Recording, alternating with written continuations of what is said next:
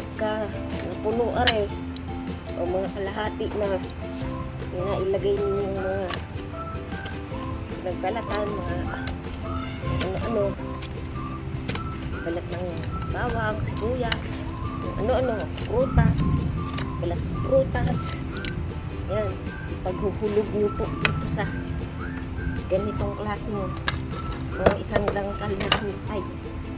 Kaya po ito, balat ng orange, balat ng kiwi, talong, okra. Yan, mga pinaggamitan ko po ito ngayon.